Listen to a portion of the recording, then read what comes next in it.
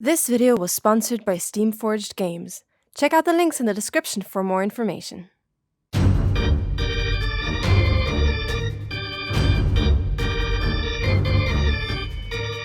Hello and welcome back to Dicebreaker, where we have a whopping 5 people on camera right now because we're playing a very exciting, very chunky board game.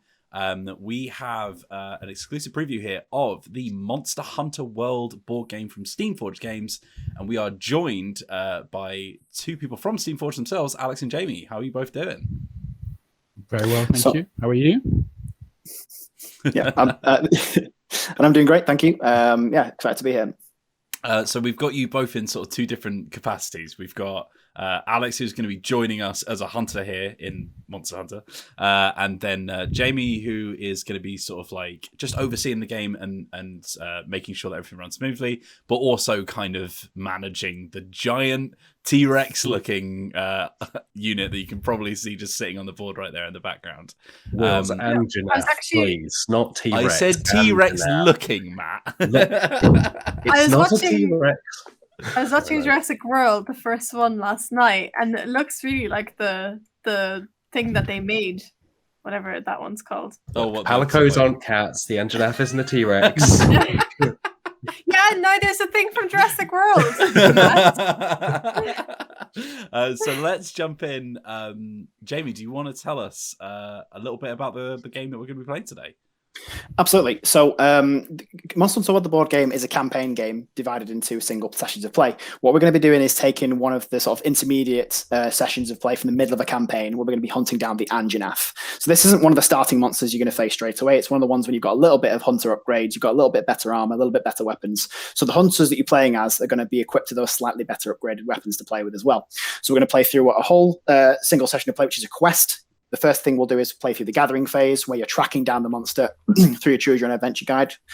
Once we've found the monster and tracked it down, we'll be constructing the monster's behavior deck, kind of depending upon the mood in which we found the monster in. And then we'll actually be trying to take it down in the hunting phase, where either you're going to be taking it down and slaying it, or it's going to take you out, or you could actually run out of time as well. Because in Monster Hunter World, once you've accepted a quest, you have a timer that ticks down slowly. So we'll have the time deck that's going to be ticking down each time you choose your options as you're tracking down the monster, and also as you're trying to take it down. So if you run out of time, or if you faint too many times, you're going to lose, or you'll have to take down the monster itself and slay the Anjanath to win. Yeah, we should really stop rigging all of our hunting fields to explode after 30 minutes. It's really, it's really putting too much stress on our working environment. All right, so we're actually going to be kicking things off inside of this sort of like supplemental little book here called the quest book, which is pretty exciting. So do you want to tell us a little bit about that? Absolutely. So you have your quest book has a section in it for each monster that you can play in the game. There are 4 monsters in the Ancient Forest set, which is what this Tabletopia demo is taken from. And we're going to play against, as I mentioned before, the Anjanath. So we've taken the Anjanath section of the quest book and put it into the Tabletopia. So when you turn to the Anjanath section, I'm not entirely sure what you're seeing right now, so I kind of just have to guess. You'll be faced with a number of these sort of mini maps which show you the different types of quests you can play against. So because this is the first time we've hunted the Anjanath, we're playing the assigned quest. It's kind of like your introduction to the monster. It tells you a couple of bits and pieces. So that mini map tells you how that we're going to set up the game board. So it tells us where the terrain is going to be, where the monster's going to have a starting position, where the hunters are going to have your starting positions as well. It also tells you the time limit for the quest. We've already set that up kind of off camera, that we've got 35 time cards in our deck. The Scoutfly level is to do with that I mentioned, depending on the monster's mood, what kind of mood we find it in. We'll be finding track tokens as we go through the quest as well. And then we'll compare the track tokens to the Scoutfly level to see what's going to be in its behavior deck. And it also tells us a starting point for the adventure as well. And this says we're going to be starting at assigned, starting entry point 1. So if we scroll down to that 3rd page, and we can see basically a sheet of text in front of us, which is this Choose Your Own Adventure section of the gathering phase. So what will happen is we're starting at point 1. One of you can read out that text from the storyline and then the options underneath. And then what we'll basically be doing is making a choice from those options in front of us, going through the next point, and then repeating that until we found the monster. And it's a good idea to pick up bits and pieces of hints from the storyline. But at the same time, you might want to weight your choice based on the kind of bits and pieces you'd find. I mentioned it's a campaign game, so you might be building a weapon, find some monster bones, find some track tokens, discarding time cards. You've got quite a few things to sort of help you make your decisions there. So when you're ready, who would like to read out that first story point for us? Well, I might as well kick things off and then we'll go down the chain. So, an Anjanath this close to the camp, well, it'll save your boots, but the creature's proximity isn't going to end well for anyone. and needs to be dealt with, and soon. So what are you waiting for? Get hunting. The forest near the encampment is rich with aptonoth, the brute's favourite meal, and its constant search for prey always brings it this way. A brief search of the area reveals a few aptonoth bones, picked clean. The start of a trail, perhaps. But there are rumours of the Anjanath in the next valley. What do your hunter's instincts say? We have 2 options here. We're not going to pick the next one because it will take us through most of the stuff without actually seeing it. So the first one that we're basically going to pick is follow the trail of bones and head to the pond. We discard 1 time card. Each hunter gains a monster hardbone, and we progress to entry 12, where Lolies is going to pick up. Entry 12. So just to explain that as we're finding entry 12, the reason why we didn't take that second option is because these adventures have built into them a sort of a cut through to the maze. If you decided your play session, you don't have enough time to play through a whole adventure, you can cut straight to that monster, but we're going to skip that today because we want to kind of show off this book a little bit. So we're going to head to entry point 12, as you said. The smell hits you before you've even taken a step into the clearing around the pond. Spoiling meat and blood. The Anjanath was here, you're certain of it. But it isn't anymore. The corpse of a small jagras is, though. Its throat has been torn out, most of its innards are gone. The Anjanath fed well, which means it's moving slower now. The hunt is on. Oh god, the innards are outwards. That's the last thing you want. Gain 1 track token. Each hunter gains 1 monster keen bone and 1 quality bone. And then we can either look around for more tracks or look around for more remains. So this choice is slightly different because you've gained that track token regardless. So I've already taken it out of the bag for you and put it on the game board. So you're making this choice based entirely off storyline. Some choices you'll have, you'll be making an informed choice based on the resources you found. But in this case, you've already gained the resources as part of the story point. You're making your choice based on the background text, really. What do we reckon? I would say tracks. Yeah, I would go with tracks. Right? We want to kill this thing. So when it says each hunter gains 1 monster keen bone and a quality bone, what does that mean for us? Okay, so when you're playing through a campaign, you'll have a character sheet along with the other bits and pieces that you've got to play with. When you're finding bits of monsters or bits of monster keen bones, quality bones, you're finding bits of ores, perhaps, you'll make a note of those on your character sheet. Each time you finished a quest where you've either slain or even if you've actually not managed to slay a monster, you'll have an opportunity to exchange those bits and pieces and resources you found for any new weapons and armor that you can build. So it is important to make your choices based off what resources you could find as well. So in this case, if you had your character sheets in front of you, you'd be writing down your keen bone, your quality bone each. And then later on, you're seeing what weapons can I make using these resources. For us, we're only playing an example, a quest here, so we can kind of ignore that a little bit for the time being. But if you're playing a campaign, that'd be quite important for you. Okay. 17. So 17. Okay. 17. Matt, you're up. I'm up. The Anjanath moved this way. Its tracks are closer together. It's moving slower, satiated from feeding so heavily. It's far from difficult to follow. So we discard a time card and then roll on a table. Ooh. I love a roll table. Okay, so if each of us it is, yeah.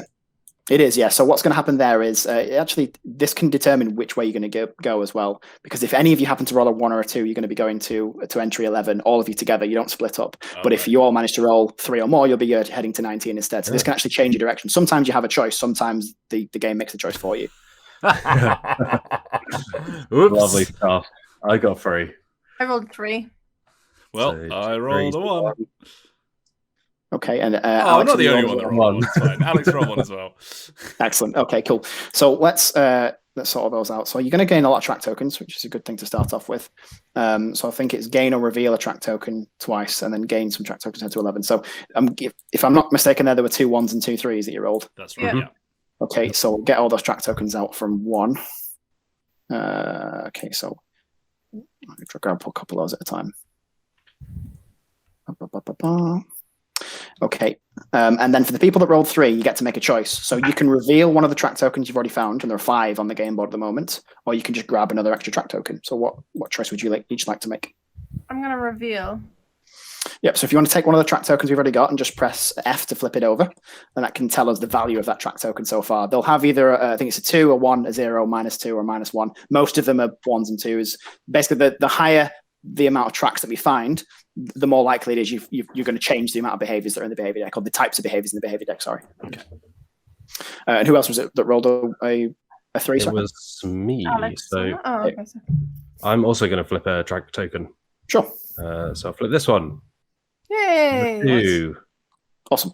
Cool. So the scout level for this quest was, I think it was 2 to 5. So if you get more than 5, that's going to change the type of behaviors that are in the deck, and it will change the mood of the monster. It might be more aggressive or passive. Okay, so because 2 of you actually rolled 1s, that means that we're automatically going to be heading to entry 11. So that's where we're going to head to next. All right. The earth seems to shift, throwing you from your feet and sending you falling down into darkness. You land heavily and groan in the darkness. Each hunter suffers 2 damage. Roll on the following table. Oh my god. You guys. Okay. I'm let's gonna go. go roll. Okay, so this time it's just one of you that's going to roll for the group. But all of you are going to be reducing the amount of health you've got down to 6. Well, not Wheels, because Wheels rolled a 1. Well, exactly. Yeah. So I've already had my bad roll. So I think Matt or I should take it. Go on, Matt. What am I taking again? Sorry, my mouse You're is rolling a plugging die. it in. I will roll the die on behalf of the squad. Let's So roll. If this is bad, then you've screwed it, Matt. That's just Lucky middle die. I rolled a 2. Well, see if sorry. I'd rolled it. You find yourself in a cave with a wide open entrance leading back to the forest. Progress to entry 27. Okay, so that's where we're heading to next. Lolies, you're up. The journey across the plains left you utterly exhausted. The ache in your limbs is constant, and lifting your weapons requires an energy you barely possess. You stumble across a small clearing on the forest's fringes. It's open, easily defensible, as close to safe as anything gets out here. Make camp and recover.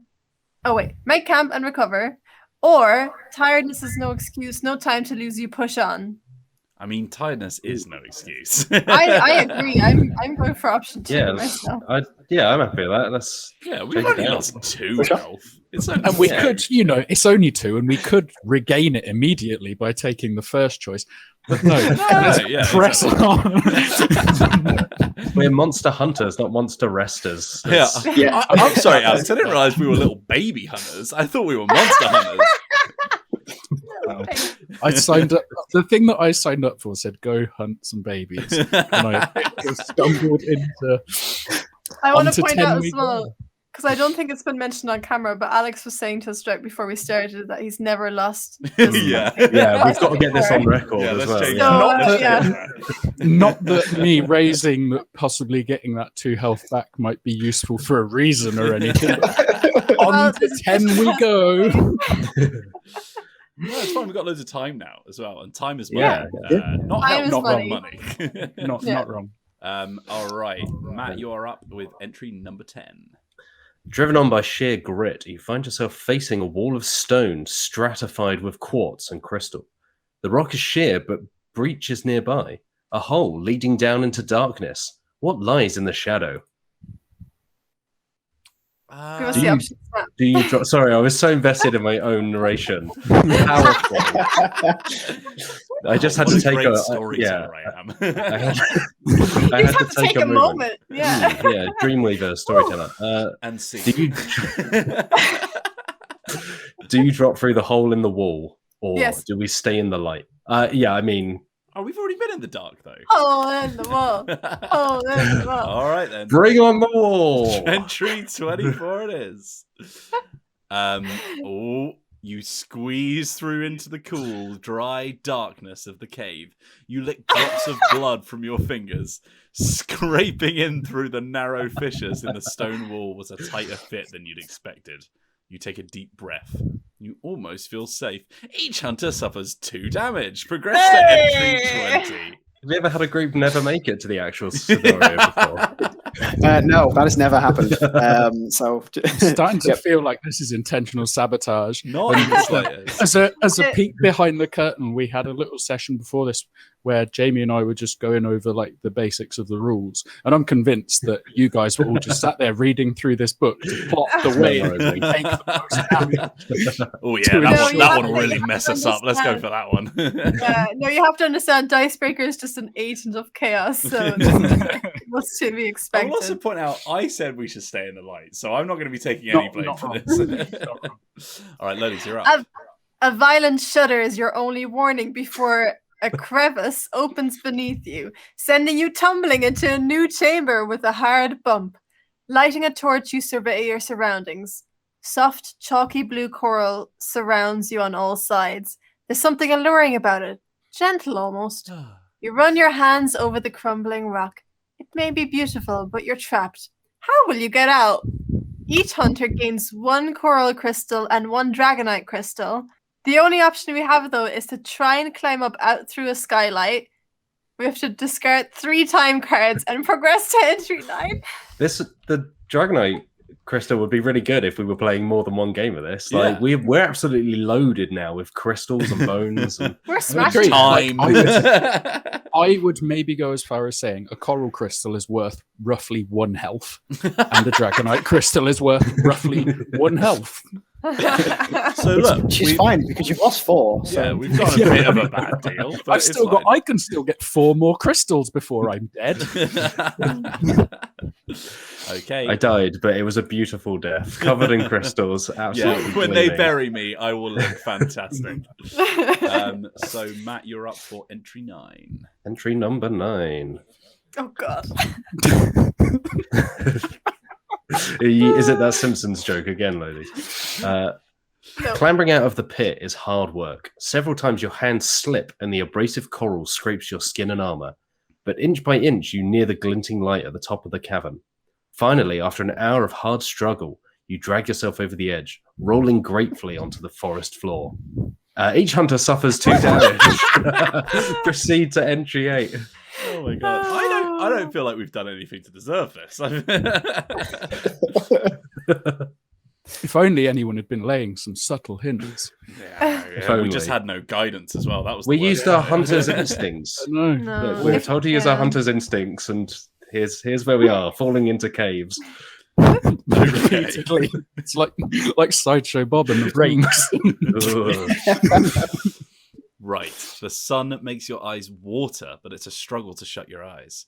It had felt, for a few minutes as you dragged yourself out of that cave, like you might never see the sun again. But enough sentiment. There's an Anjanath to hunt.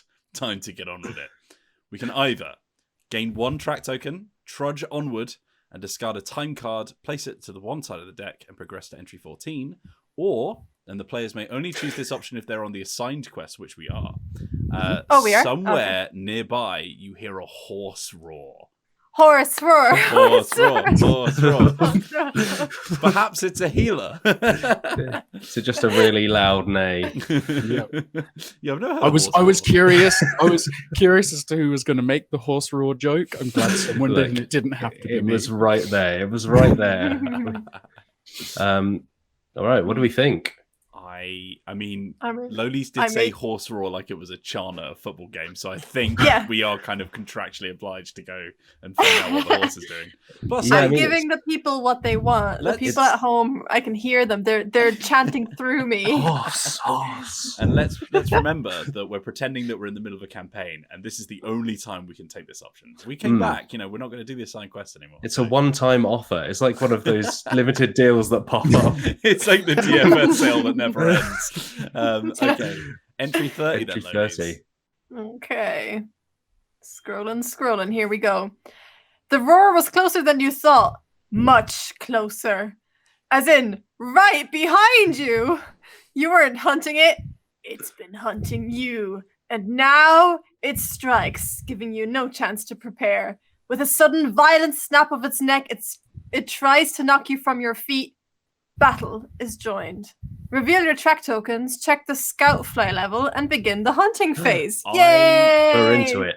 I did not read the A in that last segment. I thought it was genuinely a horse. Okay. So what's happened here is we've gone back to the game board. I've revealed the track tokens you've got for you. What you've got there is a total of 5, which means that you've equaled the sort of the upper level of the scout file level. Just going back to that quest book for a moment, just under that point 30 that you read is the scout file level itself. It says Anjanath Scoutflight level. And one of the things that we've changed about the quest book since making this demo is we've actually moved the numbers down from the top as well, so you haven't got to flick back and forth in the book. But what it says is that middle section, if you finish the Anjanath's adventure with more tracks than the minimum, but fewer tracks than the maximum of Scoutflight level, add Deadly Bludgeon to its behavior dex. That's what we're going to be doing. We're adding Deadly Bludgeon. So we can put the quest book down, and then we're going to be now going over to the hunting phase where we're going to try to fight the Anjanath. I was just thinking though, we could probably do with a Deadly Bludgeon or two. Yeah. As we crawl our way out of a cave. It seems a bit easy. Beaten and bloody. Compared to walking around, how dangerous can it be? This Anjanath's going to have to deal some serious damage to match what the journey we've had already. Okay, so what I'm just doing here to make it a little bit more straightforward is I'm just taking the track tokens we've used and just marking the locations on the game board that you can start with your hunters. So you don't have to take turns in this. You can discuss it together, come up with a strategy, think of where you should be positioned, but you can position yourself on any of those nodes to start off with. I would strongly advise probably spreading out because a lot of its attacks are going to hit in a wide arc, and you've not got a lot of health to absorb damage right now. So based on my opening hand, I will put myself forward to be closest. I was just going to say I could probably do that as well, because I've got a card that is move and then hit, and it's 2 damage cards, a lunging stab. So the number I'm more interested in right now is the one in the top right-hand corner, which tells me how good I am dodging things, because the monster gets to go first, and for some reason or another, I only have 2 health left. Can you just remind me? So the dodge number is this one for those at home. This is this green number that we have to use to dodge attacks. Can you remind me if we want it to be low or high? So the card that the monster has will have a number set on it, and the number that you're looking at in I believe it's top right hand corner, so to the right of the name of the attack you've got. Mm-hmm. That's your agility. The higher that is, the better, because that's basically directly going against the number of agility you need to dodge as shown on a monster behavior. Okay, so say it's 5, you would need to play a number of cards to get you to 5 to successfully dodge it. Because I'm the bow hunter. 3 2s right now, I think. Likewise. I've got 3 2s and 2 1s. 2 2s and 3 1s, my bad. The amount of agility is different for each hunter as well, because some hunters like the sword and shield hunter that is a little bit more to do with blocking attacks with the shield, as you'd imagine. The great sword hunter as well is a little bit slower because they're lumbering around this giant 2-handed sword. They don't have as much agility on their cards, so it means they don't move as fast, and they also can't dodge as easily. But the dual blade hunter and the bow hunter have higher agility. It just gives them a slightly different personality. So do you want to deploy yourselves on the game board and take one of those nodes I was mentioning earlier? I volunteer as tribute, so you can go and have some fun whacking it while I run around Wheels. Oh, actually, something that would probably educate the decision a bit better that we haven't done yet. We need some hunter tokens. Thank you, Alex. We don't have hunter tokens yet, so while Jamie sorts that out, we'll quickly go over those as a bit of a time filler. We're all going to get a token that's going to have a number between 5 and 8 on it, and that basically functions as a tie break. All of the behaviors that the monsters does will either target the closest or furthest away hunter. It's not always a case that there will be one definitive closest or furthest away, so we need that number just to differentiate to make sure it's going after someone. So if I end up with a 5 and you end up with an 8, we'll have to check distance, but we may have to reconsider what our plan is. I volunteered as tribute too early, and I may regret this decision. Well, we can take 2 feints, right? Was that the... Yes. 2 feints, yeah. I mean, yeah. Oh, we got potions. We'll be absolutely fine. Don't worry about it. It's the classic tactic. We trick it into making it think that it's got us. Yes. And then, bam, massive bone sword over the head. Absolutely. Make it have a false sense of security for an Anjanath. Yeah, I'm sure it's got a real false sense of security over us with our 8 combined health rather than... And it's 65 health. It's got so much to worry about. I mean, look, Alex, was it not Sun Tzu that once said, use up all your resources at the start of the playthrough, and then you'll have none left for the rest? I believe that was one of his guiding principles. I think we read very different versions of that book. The chapter title, Take the L, by Sun Tzu. Oh, God. All right. So have we said which hunters we're playing, by the way? I'm playing the Greatsword, the classic. I've got a large, like, jawbone with a handle on it, and I'm going to whack you with it. Yeah, I'm playing as the twin blade on the other corner. So I'm the edgy 2 daggers ban. I am sword and shield, and I am cool as hell. I'm a bow, and thanks to decisions that have been made, I'm going to spend the entire game running away. Look, kiting, it's a noble I was profession. going to say, and I can, because I can shoot from range. There's a lot of pressure on you here, Wheels, because based on your miniature, you're actually already wearing Anjanath, so you really need to do some posturing for us here to that's really a real flex. Yeah, completely, there. This might be your mum. Maybe. I'm coming to get you too. Yep. Okay, so we've dealt out the hunter tokens now, so they should all have an extra token near your stamina board that has a number on it. If you've got the number 8, you've got the highest threat, which means that in the event of ties, the monster is probably going to come after you. Don't worry too much though, because as we kind of mentioned earlier, I think we did anyway. When time cards are drawn, sometimes that's going to cause the hunter tokens to flip around and be passed around the table. So you might not have that threat token at the end of the hunt. Okay, so speaking of that, let's draw the monster's first behavior. Okay, so let's take the monster's top behavior and I'll flip it over, and they can have a look at that all for yourselves. Okay, so remember we briefly spoke about a deadly bludgeon. I did shuffle the deck, so you just got unlucky there. Okay, so this is as you mentioned, this is the behavior that's been shuffled in as a result of the gathering phase. And when you're looking at monster behaviors, you read them from left to right. So first, we've got a targeting symbol. That red cross symbol means it's going to target the closest possible hunter. If Alex, you could take a quick look at the game board for me and work out who that is, just whilst I'm looking at the rest of this behavior for us. The next behavior we come to is the attack symbol, where it's going to attack before it moves. Sometimes the monster will chase someone down and hit them after it's moved. In this event, it's actually going to attack first. I think you've actually done quite well here, because it's only going to hit at range 1 around it, because that sort of yellow circle with the 1 in it in the top left-hand corner, that means it's the range of the attack. And because it's not moved yet, I think you're actually all going to be fine. It's just going to take a sort of big swing, but nobody stood nearby it. And then it's going to move 2 nodes to the right of its target, because monsters always move in relation to their target. If it was moving forwards, it'd move towards its target or away, etc. Okay, so let's just perform that movement. Just confirming, there's nobody within 1 node of the monster, so it's not going to hit him at this time. Big sigh of relief from everyone there, considering you're all at 2 health. And then, Alex, who's the target for me this time? Is it you? That'd be me, yeah. Okay. So because it's moving, because it's moving to the right of its target, it's going to look towards Alex, which it actually already is doing, and step to its right. So it'll step there. We'll go ahead and assume that was posturing, and he's just trying to stamp his authority. Absolutely. But it ultimately ended up in him just running away from me. Make of that what you will. Before and after every node of movement, it'll turn to face its target. So it's moved its first node, it'll look towards Alex again, and then step to the right again and finish like that. Okay.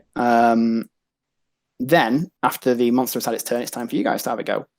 So we go back to that monster behavior one more time for those 2 icons on the right-hand side. This is to show that the monster is kind of really setting the pace of the engagement. It's this really massive beast that you're really trying to sort of move around the edges of and take opportunities when it lets you attack it, really. So that number 3 in the blue circle shows that 3 of you are going to get to take a turn. You can decide the order in which you're going to go into. There's no set player order. And then when you go, you're going to be able to play 3 attacks for each. For each of you can play 3 attacks during your turn as well. So which of you do you think would be best to go first? Sorry, carry on. I was going to say, sorry, before you decide who's going to go first, remember as well that this monster is as relentlessly aggressive on its physiology card, which means it's going to move every time it takes an amount of damage as well, a high amount of damage. Well, I'm quite far away and I'm slow. Yeah, so I'm maybe right behind him. And if we look at the monster card, you'll see that we haven't really gone through this yet, but just briefly, he's less armored on his tail than he is anywhere else. So if I can smack him in the bum, then we're in a good position, which I'm kind of set up to do right now. So it might be good for me. I can't believe you said the forbidden word. It's a new era, Lolies. So yeah, if we're all happy, I'll go first. I think.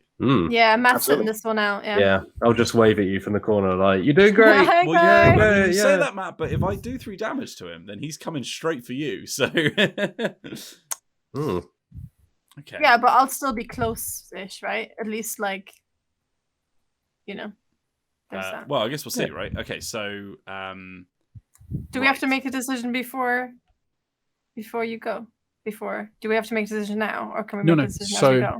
So Wheels will take his go, and then we will have 2 more activations, and we can decide Gotcha. who wants those after Wheels has taken his go. So you go ahead and punch him in the rump. Right, so I've got this lunging stab, which allows me to move 1 and then deal 2 cards worth of damage. And because it's my first attack card that I've played this turn, I also get to draw an additional damage. So Absolutely. this is a good start. Nice. So I'm going to move 1 to get right behind him. And then I'm going to draw my damage cards. So this is my damage deck here with the symbols on top. And I'm going to do 3 Hey! Wow. plus 1 Whoa. plus 2. So a total of 6 damage minus his bum armor, which is 1, which is 5 damage in total. Nice. So we've dropped him down to 60 health to start off with, and it's going to trigger relentless aggression, like I mentioned earlier. This dinosaur's not so tough. You should try going in the caves. I must ask, how's the view from where you're standing right now? It's the smell I'm worried about. Yeah, could you imagine if he got so scared that he pooped himself? Oh, come on. Right on top of you. I could He's like, imagine, but I'm going to choose not to. Can you confirm whether that'll be a Kickstarter stretch goal? Oh my god. So reckless aggression is this little bit of text here, by the way, for those at home. So he suffered 3 or more damage, which means that after that attack is resolved, the monster moves 2 nodes towards the farthest hunter with the highest threat. Yep, which at the moment, I believe, is that Matt that's playing the Great Sword? That's me. Lolies. It's Lolies. Lolies. Furthest away, yeah. So Really? Matt is With the 3 sword away. shield. No, I'm over here in this corner. Lolies Yeah. is- Oh, you Matt's- are in. I've got you yeah, the wrong Matt's way in the around. corner. Sorry, it is Matt.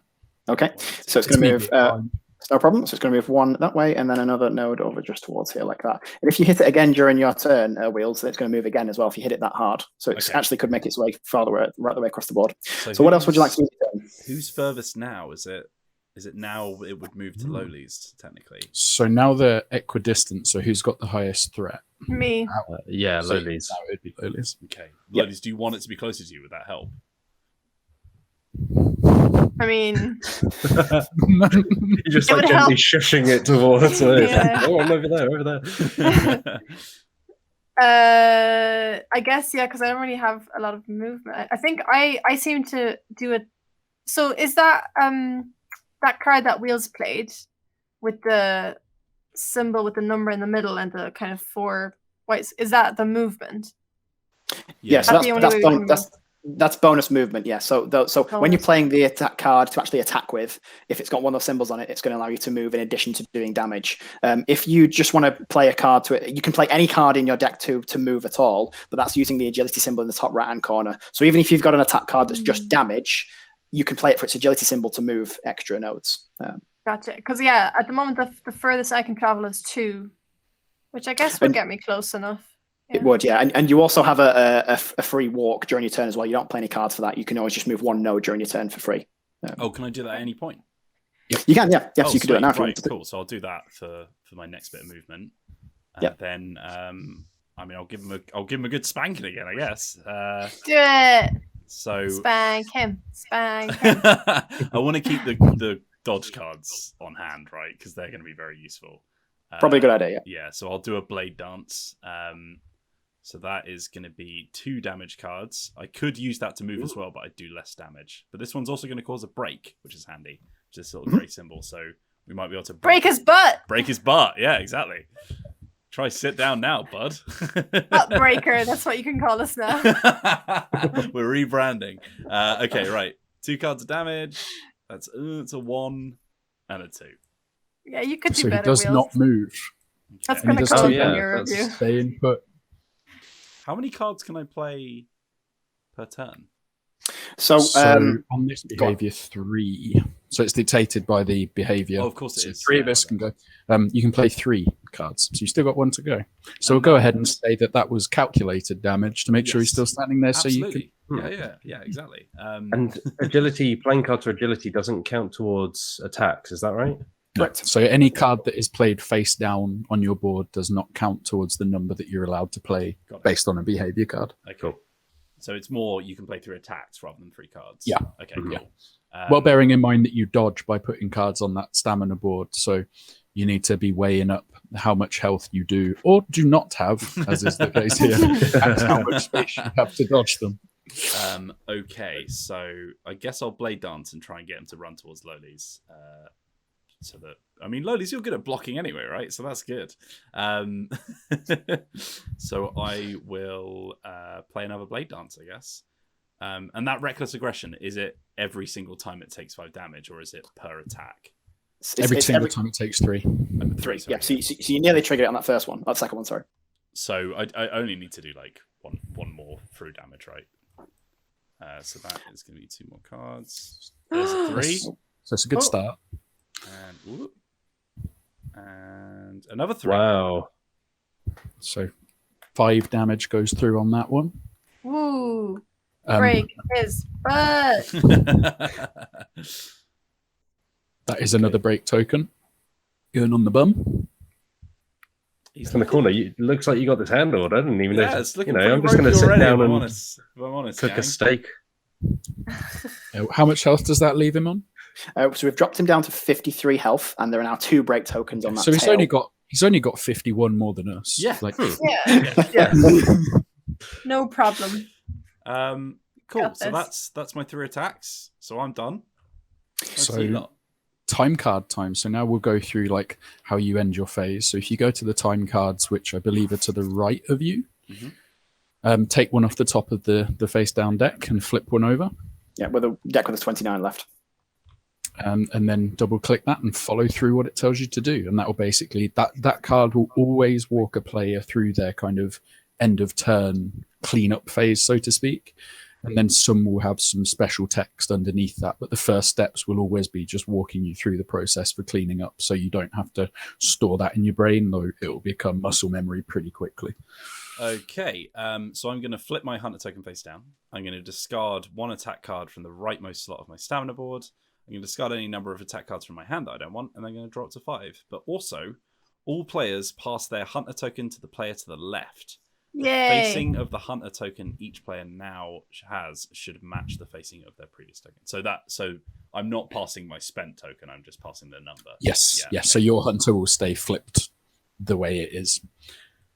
There you go. Right, so that's going to go... guess my discard will be over here. Yeah, that's it. When am I taking a 5? Yeah, and then that's going to flip. Oh, great. I've got the highest threat. Okay, well, that's good to know. What does this one do? So really. And Just like- Anjanat's going for a wander on his reckless aggression. He is, yeah. So he's going to move 2 towards Lolies. So he's going to move 2 this way. I probably should have. Is turned he? it Because first. now I no longer have the highest threat, and are we not equal distance? Let's have a look at that again. 1, 2, 3 to Lolies. 1, 2, 3 to Matt the Great Sword. So what's your threat, Matt? It's 7. Mine's 6. 7. Sorry, Matt. You are correct. So step 1. Thank you for pointing out. Well, maybe Matt Yeah, should have thanks, it. Lolies. No worries. No worries. Anytime. I'll point it out anytime. Just, oi, look over there. As you I hop think off. you want to go hide after behind a this bush. guy. Actually, I think you'll find I'm less threatening now. You'll never believe what he said about you. Oh Okay, boy.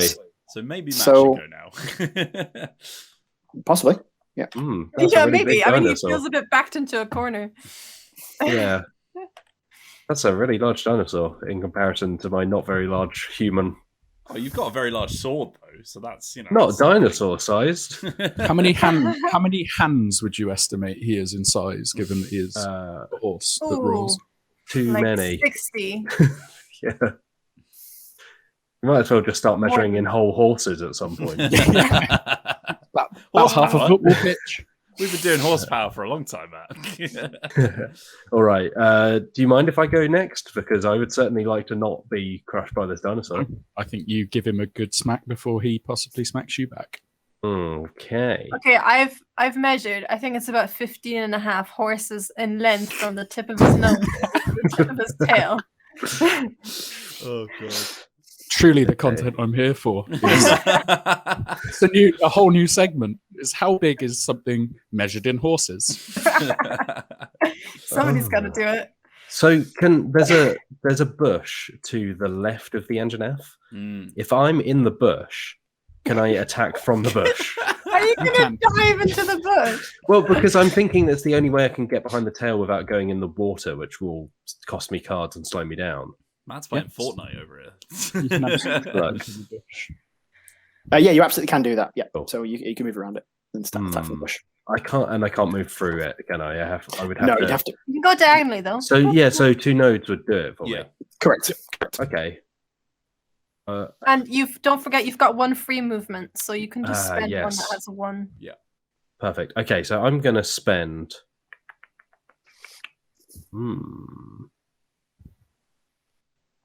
Okay, I'm gonna spend my overhead slam, but I'm gonna flip it over and spend it for its 1 agility point, plus the free agility point I get anyway to move into the bush. Yep, you got it. Then so that it just rolls back around to me, right? Because the engine F doesn't do anything. No, Then- you're still when bush meets bum. Okay. Did we break its tail? Look, normally it's not the guests that do that kind of thing. Normally, like, we cause the awkward looks.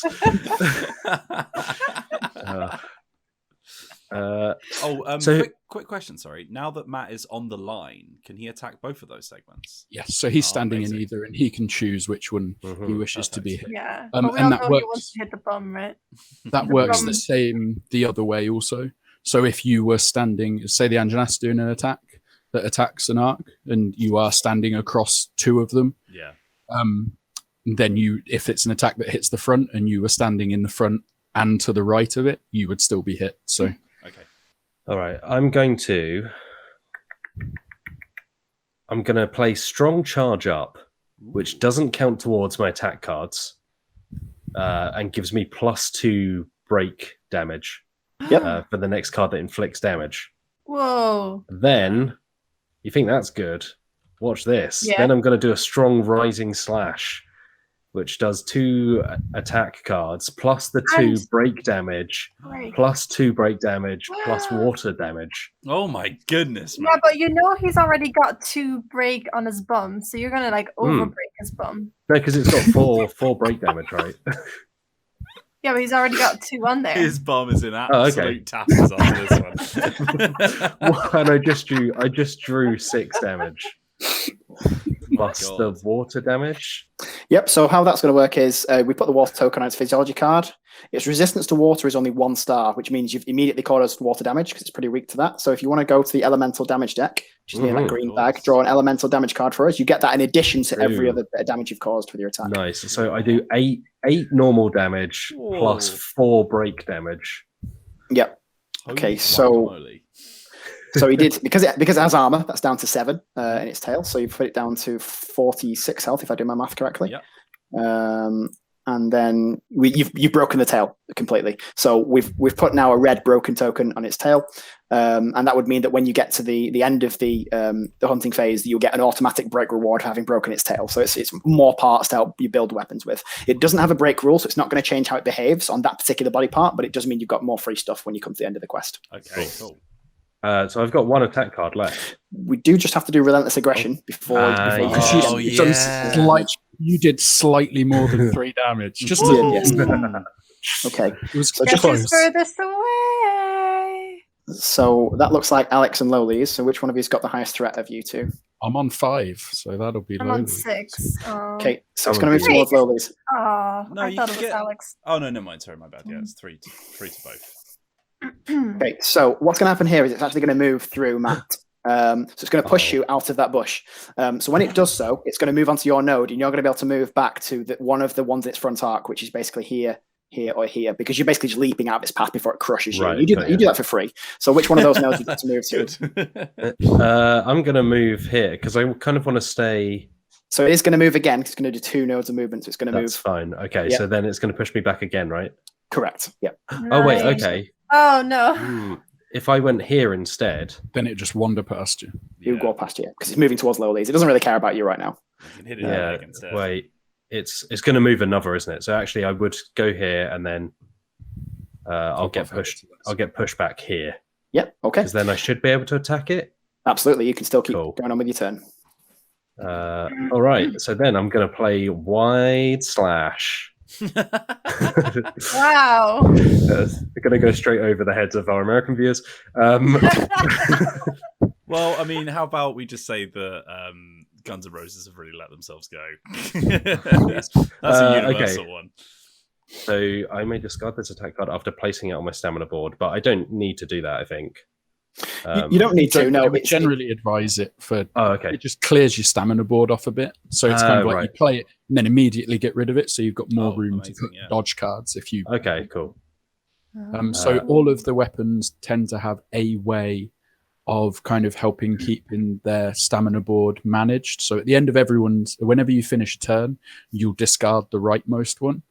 But so in my deck, for instance, I have some cards called Feint, which I just get to play during my turn, and I can just discard 2 cards from my stamina board. It may seem to anyone watching this that that's an obvious decision. You'd always just want that as cleared as possible.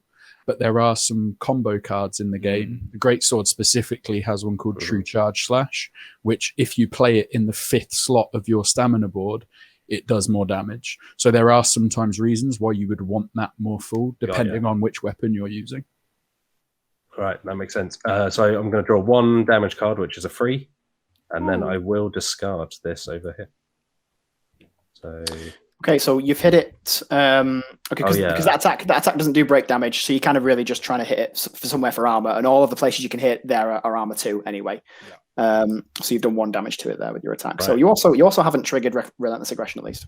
Cool. And then that's me. Aggression. Will relentless aggression carry over to the next turn? So does the next person who needs to do 2? No, it's with 1 attack card, I think. Yeah, it's with each attack that you play, and it's only measured for that attack card, and then resets. All right, so draw 1 of these time cards. Keep hunting. So I just basically reset. So flip my hunt attack and face down, discard an attack card, discard any number of cards from my hand, and draw to 5. Nothing else happens. When you discard an attack card, you just discard the rightmost, is it? Or do you get to choose? So when it's a time card, it'll tell you the rightmost, but there are some effects in the game that can say you can discard any card. Okay. Stamina board. So to quickly cover a reason why that may be significant. When you are playing a card face down to move or to dodge, that would not count towards a combo. So there are some cards in the game where you have to have 2 cards played before it. That is 2 face-up cards. Face-down cards don't count.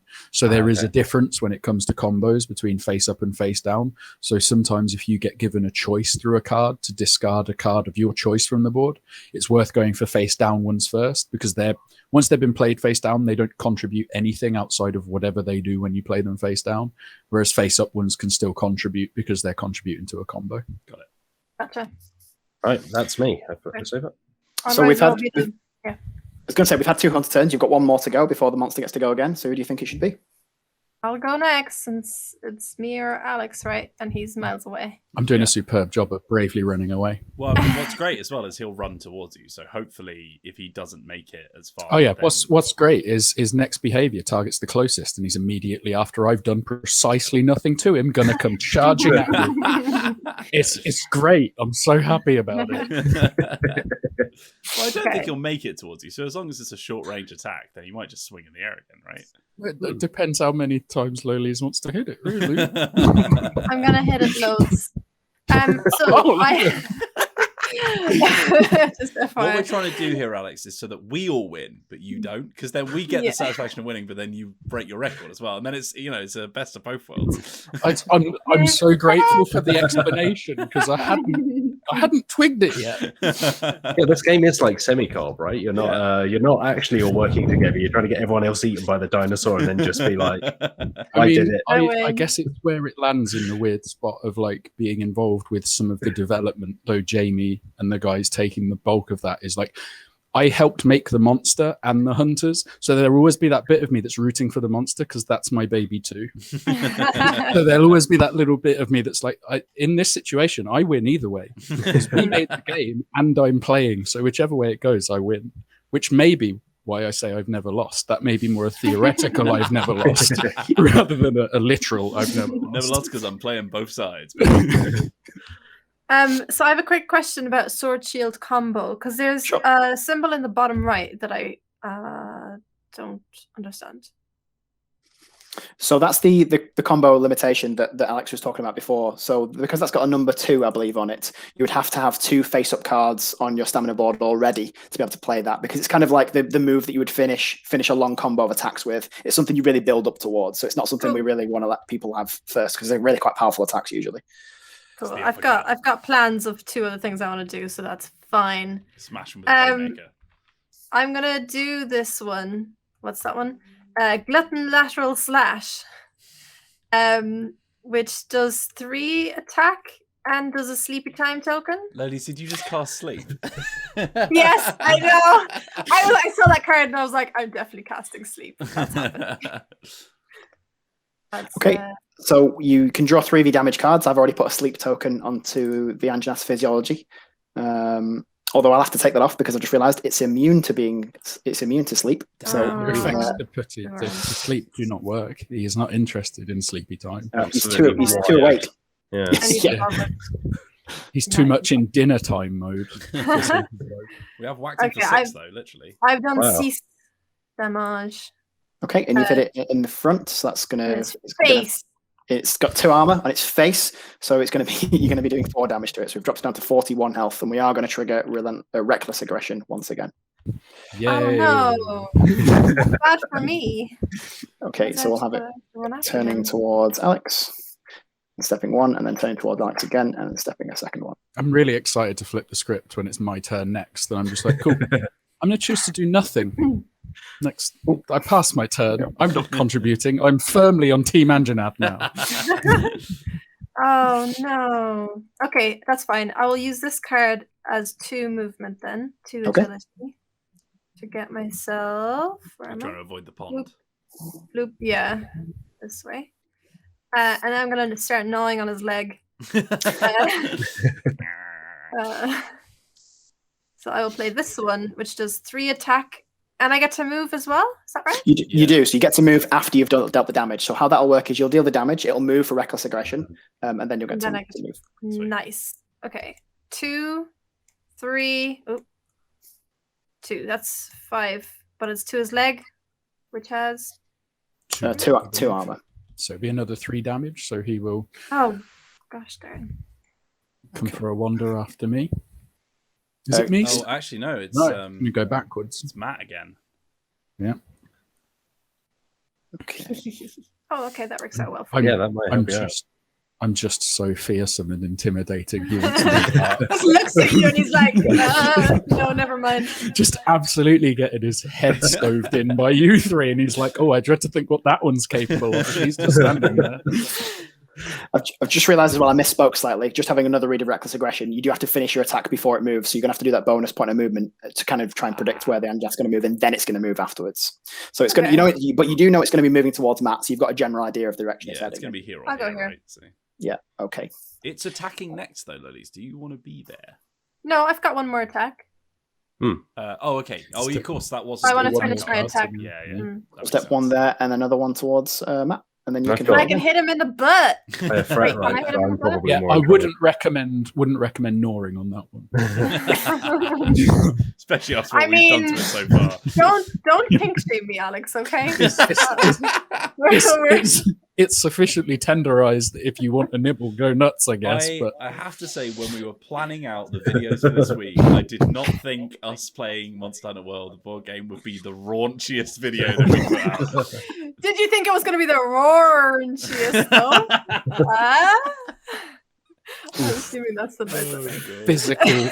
physical pain from that one. So, can I now play my sword and shield? Because, or does it have to be 2 in a row, 2 face up in a row that I have to? No, you just need 2 face-up cards face on up. your stamina board, which you do have, so you can Boom. combo finish that one. There it 1, is. 2, right in the bum.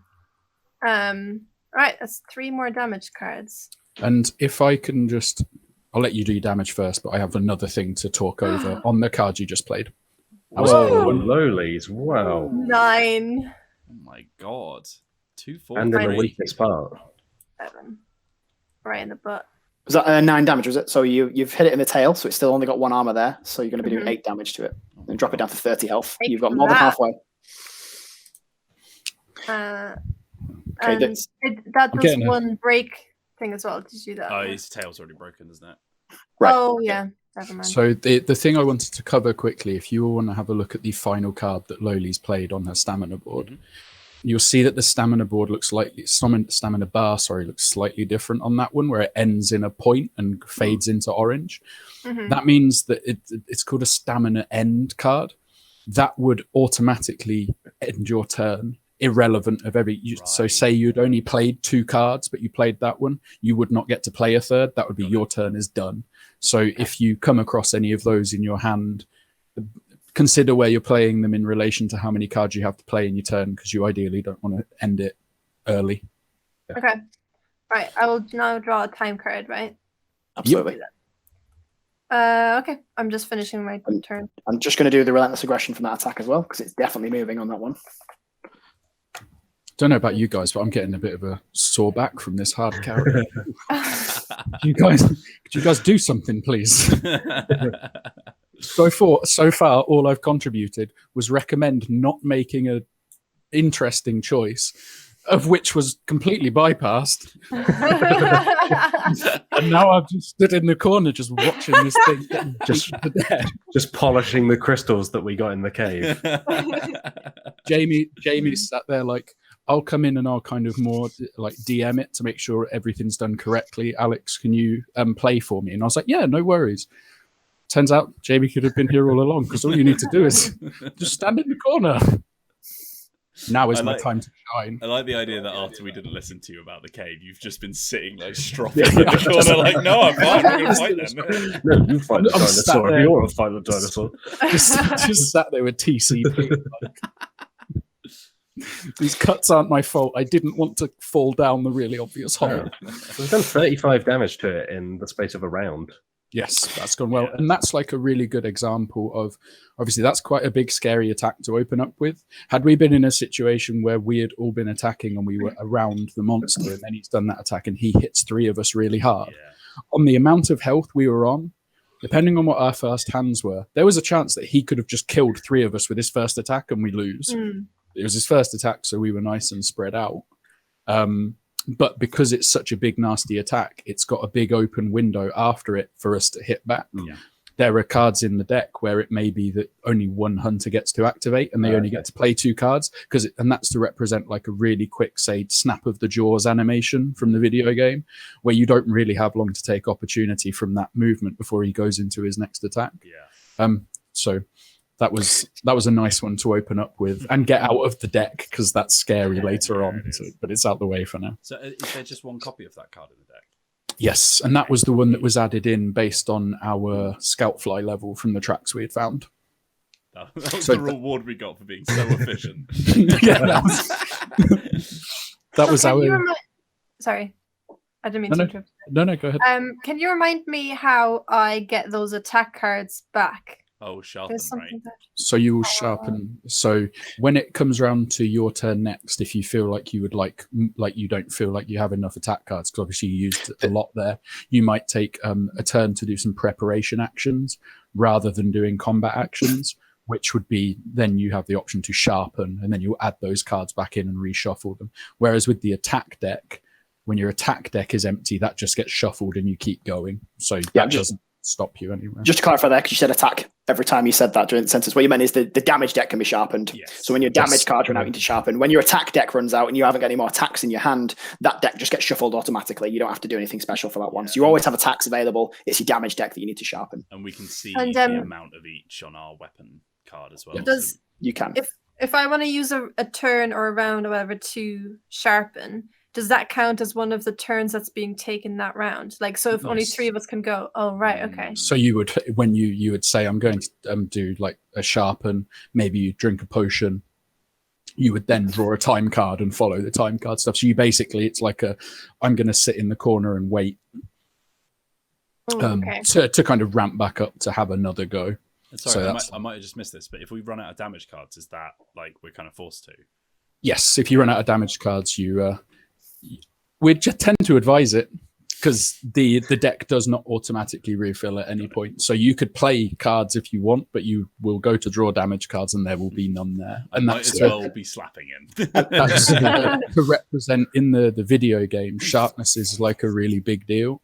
I'm sure there's a lot of complicated maths that goes in on the programming end, but you will hit a point with your weapon where it is too blunt to break a monster's armor, and the animation is literally you're hitting it and you are just bouncing off. Though one of my favorite Monster Hunter things on the planet is the fact that you have to there is an element in Monster Hunter where a hammer is too blunt. You have to sharpen it. It's like, but it's a blunt weapon. Blunt is good. That's what I want. So yeah, that was like when we were doing the rules writing for stuff, I always had to pause to be like, am I really going to write about sharpening a hammer? It just feels weird. I know that's what it is, but it's never directly said in the video game. And when I'm having to type those words out, it just doesn't feel right. The blunt damage is all good, but it's really the edges that catch you and really just stick in. Yeah. All right. So it's monster time, right? Yeah, it is monster time. So we've drawn another behavior card. I've just put it next to those elemental tokens. What we've drawn is... Oh, I've just taken it away there. Let's put it back. And we can click on it. Oh, Tabletopia, what are you doing? I can see it. Yeah, I'm looking at it. Things. Show me the card. Okay, so that's Flame Spray. So that's going to be... We said about monster behaviors hitting multiple people. This is going to hit 2 of you, it looks like. So it's targeting the closest hunter, but it's attacking before it moves. So it's going to attack exactly where it's directing itself already. It's a range 3 attack. It's going to hit its left arc, its front arc, and its right arc. And it's going to be doing six elemental damage. We mentioned armor that you have earlier on. Your armor's not going to help you against this because it's doing fire damage. So if you can't dodge this, it's going to take you out and probably take 2 of you down. It has a dodge of 4. So for those agility values you mentioned earlier, if you're going to dodge this attack, you've got to play 4 agility worth of cards onto your stamina board to get out of the way. And that looks like it's going to hit Alex. And I think it's going to hit Wheels as well. Yeah, I have got cards to dodge it. So am I playing that into my stamina bar as well? You are playing them face down as if you were moving. Okay, so I'll just dodge with my feint cards, which is annoying because I kind of need those to to get rid of them. Yep. Okay. All right. And Alex. Yeah, I'm having a ponder. The other thing as well, just while Alex is having a think, is when you dodge a monster attack like that, because you're playing them in the same way as you would to actually move, you can have those movement points as well. So if you played 4 agility to dodge the monster attack, you can move up to 4 nodes if you decide you want to do a reposition. Is that during my turn or is that now? You do that now. Yeah, you do that now. Okay, yeah, no, I'm just gonna. Do you know what? I'm just gonna go 1, 2, 3, 4. I'm just gonna get out of the way so that I can sort myself out on this next turn. Yep, good call. And I've gone for 4 agilities worth of cards, and he's going for a wonder. You both Hunter.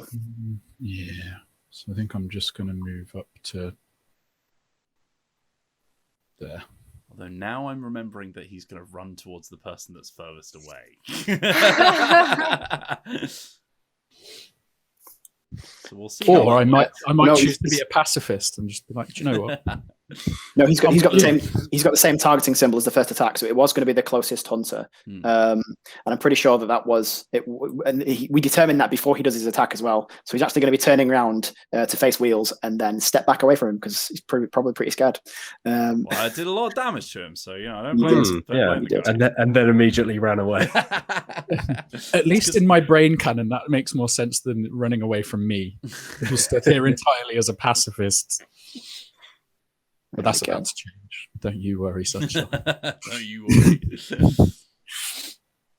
Okay, so now that the Anjanath's taken its turn, we're now back to the player turns again. There are 3. It's the same again as last time. 3 player turns, and each of you can play 3 attack cards. But the only difference here is that I think is it Alex who hadn't had a turn yet, because Alex is the only unactivated hunter. He'll have to go first. Once he's taken his turn, all of your hunter tokens reset, and you can choose your player order again for 2 more. So you could actually have Alex go in twice as an example of how you could change that around. Cool. Right. So yeah, I mean, bows are known for their short range ability, so this should be really good, I reckon. Prolific, some would say. So I'm Well, gonna, Alex has never lost this game, so That's true. yeah, I mean, I'm expecting to see some. we're real expecting skills. big things here. so No pressure. I'm gonna use that move to drop back one there. So that's my free. I believe in the rulebook it's called a walk, which is my free movement of one node. Then I'm going to play a high power coating, which will give me additional damage and some thunder damage and a break token on my next card that I play. Ooh. And then I'm going to play a shot. I'm going to go for the head on this one, I think.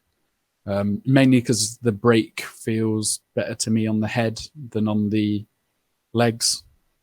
So we actually get an effect for breaking his head as well, right? Because that'll make his flame spray a bit less deadly. The reason I'm making that decision is because that fire seemed quite bad last time. So maybe I'll try and make that less scary in future. So because of my high power coating, I will get to draw 2 damage cards.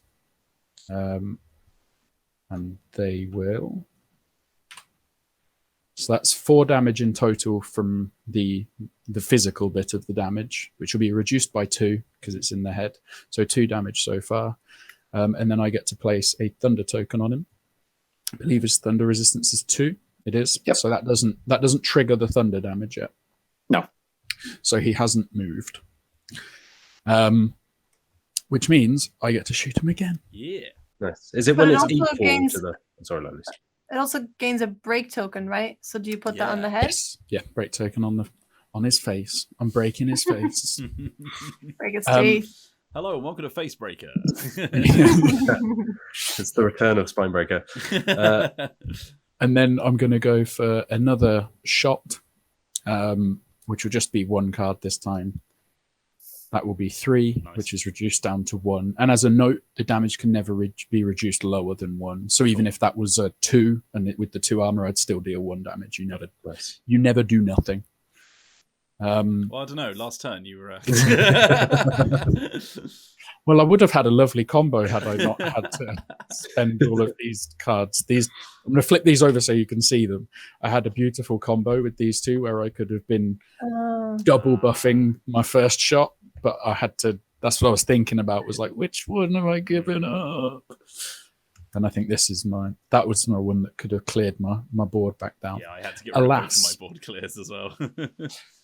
Alas, it is not to be. So that's the end of my turn. He's staying put. And that was so. It wasn't awful. The next behavior that he'll do is going for the furthest. So now I just have to pray that when you guys are punching him in the face and he's swinging around a bit, that he's not coming for me because I'm in trouble if he does. I feel like the rest of the team as well were pretty well set up for the Anjanath to careen towards them. You didn't even do enough damage for him to run at them, so they're all just like, oh, quite far away. Could have gone around. I'm not even subtle about wanting to be on the other team. And this is where the master plan comes together, and it definitely looks like me and Jamie have somehow rigged this entire thing and somehow memorized it. Because it's the time card I've got is called Tactical Shift, so it's all the usual cleanup stuff. But the final step is up to 2 hunters may move 1 node each. Oh, wow. So we can have a bit of a reposition for people that want to go in and hit it again to move a bit closer, ready to do so. Yeah, Or I could move further away if no one wants to move forward. So as you're planning your turns as well, don't forget to think about how many cards are left in your damage deck. Like even if you're in a really good position to go and hit it, do you have enough damage cards to do damage? Do you actually need to sharpen your weapon? Think about the position of where you are versus the Anjanath as well, which you're going to, because you need to move in a minute. But have a think about these things about in terms of who do you think is best to go next. So I might put myself forward because I've got quite a lot of damage cards left, and I've got multiple cards that will let me move closer as well. So if I move a block, I can then get up to it and start hitting it again. Cool. Okay. Yeah, I will need to sharpen, so there's no point in me really going if I can avoid it. I probably won't do anything this round, to be honest, but I need to do some So- sharpening and some resting. All right. So with the situation where we're at, I reckon Matt go nuts, and then we can reconsider, because I think the smartest idea will be for either Lolies or Wheels to go and do that preparation turn, so you're ready to go next round. But we can figure out where he's standing after Matt's gone and smacked him again and go from there. So to double check, my fastest route through is through the ponds. Mhm. When So I I get- move through the ponds, do I have to discard from my hand? No, you discard a damage card. Ah, okay. Your weapons are Oh, rusty. yeah. It Yeah. rusts my weapon. I remember now. So Okay, can you not move? You can't move through allies or anything. Is that a thing? Yeah, you can move onto Okay. the same node as other people. But it's less yeah, you can. direct, so it would cost me more movement. I couldn't get up there. And I haven't flipped my activation token back face up. But yeah, we should But all you could- reset, right? Yeah, if everyone wants to flip those back up, because now we are all available to activate, though Matt won't be after he's finished, hopefully, doing some pummeling. But yeah, if you're happy for me to go next, squad. Go for All it. right. Go for it, Okay. squad mate. Man, that sounded so natural. It's. Look, I don't do the talking. I do the punching. Okay, so I don't think this is going to get me close enough to do. So I've got free movement, haven't I? Yes. As part of my turn. Yes. So move in there, discard one damage card. That's It's a good only one a to two, get rid of yeah. out of there as well. Yeah. So then I would play this card, which lets me move, then draw a damage card. So I'm going to move up to here, do 1 damage, and it will be a star. So I guess So that is stun. That is a status ailment, and status ailments mechanically work exactly the same as the elemental damage, where it's tokens to meet a star level, but they all do something different. Stun is a really powerful one. Once the monster is stunned, the dodge value of its next attack will be 1, irrelevant of what it says on the card. Okay. It moves it to 1, so it makes it way easier to dodge for everybody. But we Makes it need so to- even the greatsword can dodge it. It means I that we accidentally need to- flicked the damage. Sorry. Yeah, we need Don't know what I to want. hit it with 2 of those to actually get it though, because he's got Oh, you- two things. Wills, you just wait. I got it covered, bud. Very All right. confident from Mr. Jarvis. Look, I've got a plan and I'm executing on it. So here's my damage card. It's a free. Nice. Ooh, I'm nice. hitting it in the side. No, actually, they've got the same armor. I'll hit it in the face because we want to break its fire, right? So it drops it down to 1 damage, so it's 26 health remaining. This is easy. It gets a stun token. Yep, I've done that bit for you. It doesn't do reckless aggression even. Mhm. So second, I'm going to play another tackle. Ooh. So Whoa. it's my Done it. second of 3 cards, right? Check out Matt and his tackle. Matt just dangling the tackle in the Antonath's face. That is Well, the it's kind true. of powerful It's energy stunned. you need to be a great sword wielder. Hmm. You know? Yeah. It's stunned as you would expect by Yes. this tackle move. I'm sure it is. I'm not sure how I would react in that situation. I can draw another card, a damage card that is. It's another 3. Nice. So It's down to 25 health, and you have Nice. stunned it now as well. So no matter what the dodge value of its next card says it is, it's actually 1. So it's much easier for you to dodge now. So it's a really good way of actually staying in control of the monster. excellent. And then my third and final card, Jumping Slash, finish the combo. Ooh. So 2 damage cards. It's on the 5th slot of my stamina board, so I can discard Whoa. it afterwards. It does a break damage as well. We'll pop- Oh, but actually, I'm out of damage cards. Oh no, I'm not. They disappeared for a second. It It's just- fine. Where They would just- you like your break? On the leg or the face? 6. Base. I just drew 6 as well, so it's taken 4 damage. Very nice. We've Down got to 21 health. Quite a And few I'll break discard tokens to go that. before his face gets broken, though. Unfortunately, But we're getting there. we are We're getting stacking them up. Okay, so that's my go. So draw a time card.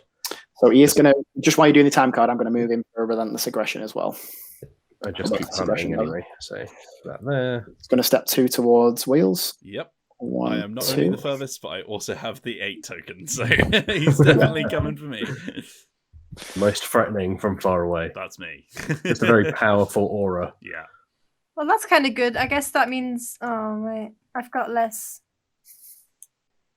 I've only got 3 damage tokens, damage cards. I've got 5, but I've only got 1 space on my stamina board. I've got 2. Hold on, I'm gonna look at what I've got. So you're hitting that point now where you're all kind of lowish stamina, so it's probably not a bad idea for one of you to decide to do a preparation turn, drink a potion, which will return you to 8 health, seeing as you've all been on 2 health the entire game. Yeah. And it will also mean that you clear your stamina board out completely as well, so you're fresh and ready to go for the turn after, and you can sharpen your weapon. Cool. Does it make more? We've got 3 actions, right? Oh no, yeah, we used one already, didn't we, before Matt? So we've got one of us can do that. Correct. Yeah, one of you's going to go, and then it's the monster to go again. Also, this next monster attack's not going to be as scary as it normally would because it's stunned, so it's only going to be dodge 1 as well. Yes. And luckily, I've still got 1 spot remaining, so I still can dodge. Maybe you rest then. You whatever, do the thing. Have you got any feint cards in your hand, perchance, I've Williams? not, unfortunately. I had to spend those to dodge the previous attack. Boo. What are feint cards again? It's a card called Feint that lets me clear 2 cards as part of it, which is handy, but I don't have them. So, right. So, okay. Well, you sure you don't want to rest yourself, ladies, because you're closer to him than I am. Yeah, I mean, I'd love to. I was just being courteous. You've also got a less sharp weapon than me. So why don't you take the rest, and I'll hopefully get to go at the start of the next one. So I clear these. And I go back up to 8? Yep. You go back up to 8, yep. And all of your discarded damage cards go back into your damage deck and that gets shuffled. And that would knock us down. So we have, is it 1 potion remaining, Jamie? Correct. We had 2 at the start of the adventure. How do I do this in Tabletopia? Sorry, I don't know how to do. Jamie, help. Do the damage cards. Help! No problem. I need an adult. You can still move as well. So if you want to do your walk on the game board, you can do that. Just gives me a bit of time to shuffle these cards. Might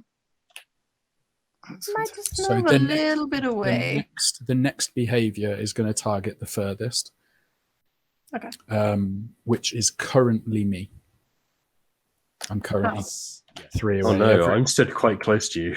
It doesn't bode well for me either, just collateral damage at the side. So he's going to come towards you before he does his next thing? Yeah. Okay, then I might move. Stay put where you are.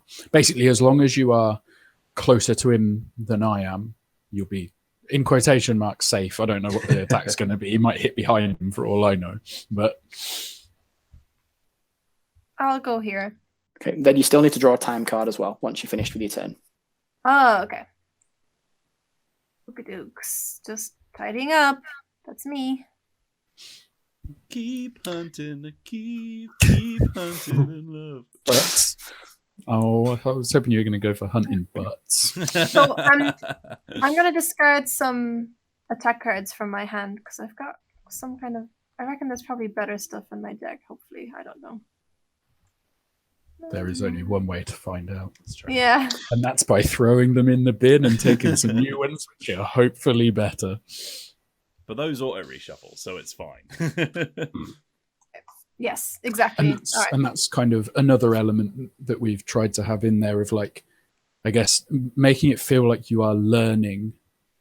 You're not just learning about how the monster behaves, you're learning how your weapon works. And you may be in a situation where you have a handful of combo cards and you know which is your preferred of those combo cards. So you'll get rid of some of the combo cards to bring more cards into your hand that aren't reliant on being a combo. And it's just another element of that kind of learning as the hunts go on about not only what you're facing, but what you're using to try and emulate that kind of, you are actively getting better as a player at the game. It's not just numbers going up. Yeah. And the weapon you're using changes the cards you have in your deck, is that right? Yes, so some of the attack cards that you have in your deck will change out based on the weapon you have, alongside your damage deck, the numbers in that also changing.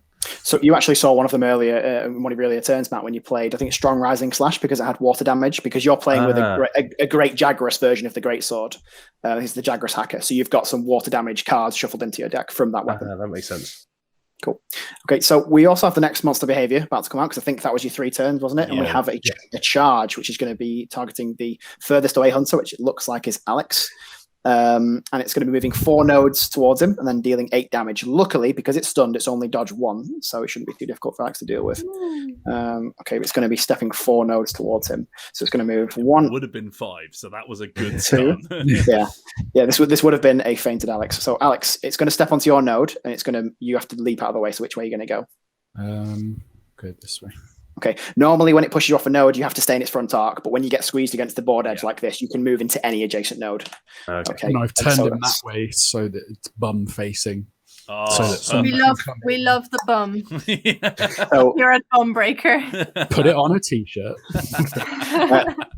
And it's got 1 point of movement left, so it's going to push you again, Alex. Okay. It's really all right. charged. And then once it's finished moving, it's going to be doing 8 damage with its attack in its front and right arcs. But Alex has positioned it in such a way that it's only going to hit him. What are you going to do about the attack, Alex? I'm just going to take it on my armor. I'm joking. I'll touch it. I was like, how spiteful am I feeling? How much do I want to treat a feint as a potion and just reset my board? I'm going to use a strategy that I like to call the Bants. It's super effective. I'll go ahead and dodge that with that arc shot. I'm in not a good spot right now. I'm going to stay put standing where I am. I'm not going to use any of that agility to move. Okay, once the monster attack's finished, it's only going to allow one of you to take a turn this time, but that person can play 3 attacks. So the people with unactivated, I think, Hunter tokens looks like Alex and Wheels. So it's one of you 2 to go. Okay. we're both in not good spots. Yeah, because here's the fun thing. I was planning to just sharpen my weapons. Yeah, Wheels. If it lands on me, I am toying with using the ability on that Jagras helm that I've got, where once per quest I can use combat and preparation actions. So I was toying, if you guys don't mind, with using that last potion, sharpening up, and then punching it. That'd be great. Great. Go for it. Yeah, sounds like a plan. Sounds good. Although, quick question: did you not go last round? No. Yeah. No, yes, but then it reset all of us, didn't it? Yeah, Sorry. correct. I'm So I was caught the up again. last. You've got it. I was the last to go with the first ones. Got it. You know that time so long ago where you guys got less than half health in 1 round of attacks, and now we've done a further 3 damage, and I keep getting punched by it. Almost punched by it. Not unusual. So are you guys okay with me using the final go potion? for it. Yeah. Sounds good. Okay, so I'll go back up to so homely 8. What a wonderful number. I know, it's great, isn't it? Welcome to the team. We'll get rid of, 8 squad. Yeah. get rid of all of these. But what? I'm going to flip that one over so I remember that that's the discard pile. Oh, you've made a right old mess over here, Mike. Yeah. I don't I'm just sat here watching, just twitching, just being like, Alex. Yeah. Look, I like being Stig of the dump over here. Don't you ruin it. I'm trying to work around the physiology thing. I've nearly thrown tokens all over the place on multiple times, just trying to shuffle things around. So that's me on the using the potion preparation thing. Was it 3 cards, Jamie? Yes, 3 cards I can play. Yeah. I am wary of using all 3. No, I'm not. I've got a feint. I'm safe. I'm good. I've got a plan of something that might resemble a plan. Oh, you got that big combo finisher as well. That was fun. So I am going to go with... Oh, this is going to be so good. I'm going to go with a paralysis coating, followed by a striking dragon piercer. What's the combo on this Dragon Piercer? 1. Okay, good. It's your classic striking dragon piercer. You know? It's just classic. It's like I imagine you all know what it's going to do. Yeah. It's just in the name, isn't it? We often all do something like that on the way to the shops. You know, it's a very standard move. Sometimes it's a striking bus piercer, but you know the striking and the piercer are the constant. It's the thing you're striking and piercing that Those changes. are the operative words in that combo breaker. So it would let me move back 1.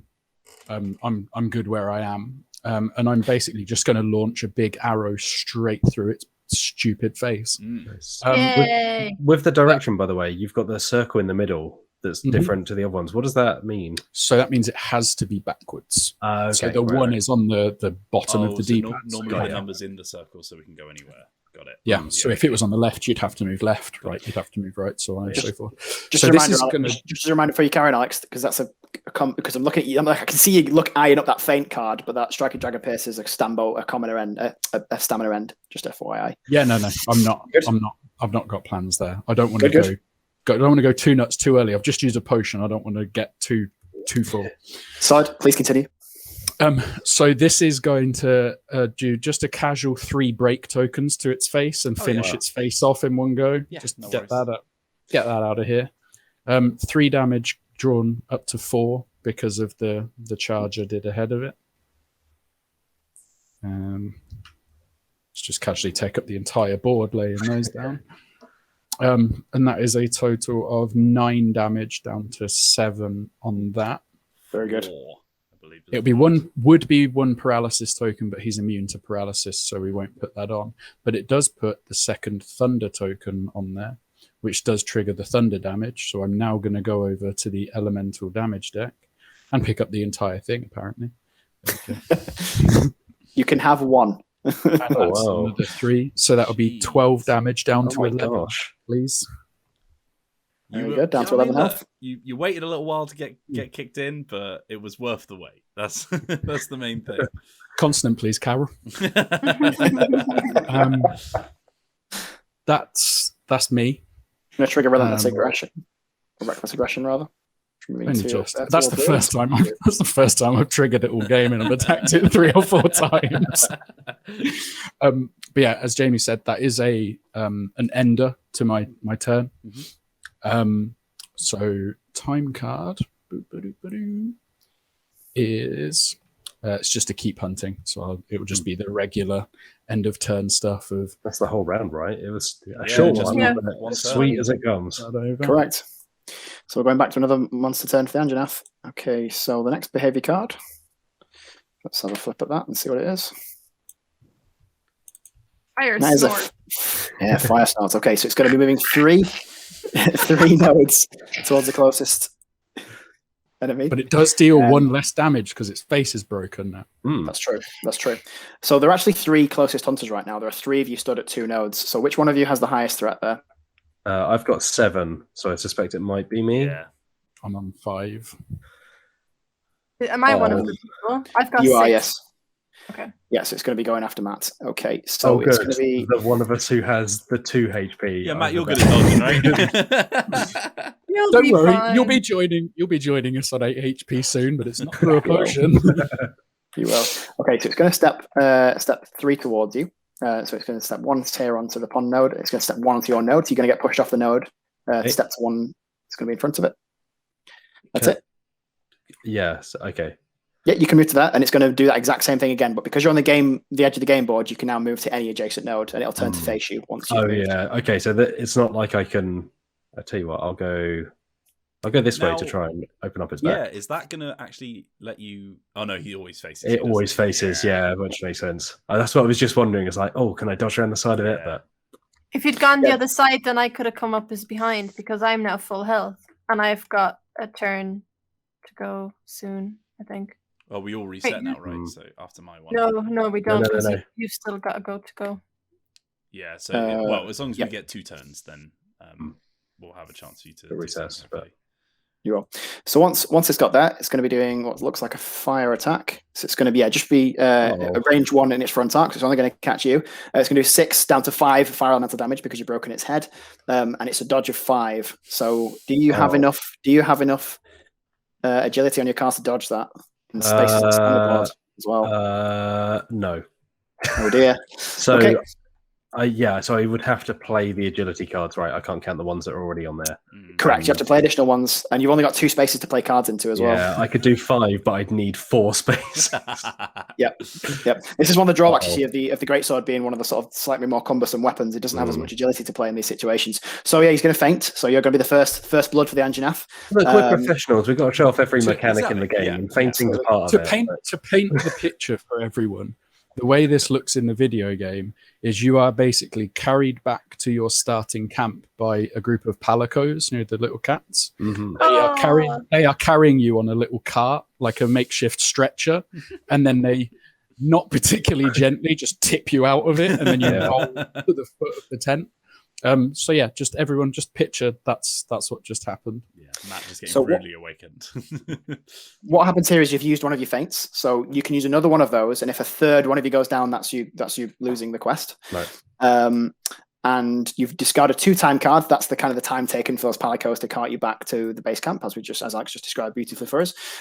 However, there's a little small benefit to it in the sense that whilst you're being carted back, you're recovering your stamina, so you can clear your stamina board off. So all those cards on your stamina board are discarded. When it comes round to you for another turn, you're going to get deployed again back onto the game board on any of the starting nodes, and you can carry on playing as if you were always there. Okay, cool. Okay, so that's the end of the Anjanath's turn. So we see how many player turns are going to get to go. So there's going to be 2 of you that get to go next, and you can play 2 attacks this time. Perfect. Okay, so it's me first. So I'm literally just gonna sort myself out.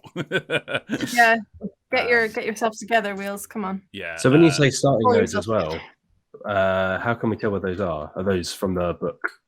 Yeah. So if you go back to the quest book, and then the mini map we use to set up the game board, there are those little sort of 8 pointed stars. Each one of those is one of the starting nodes. Most of them are in the corners.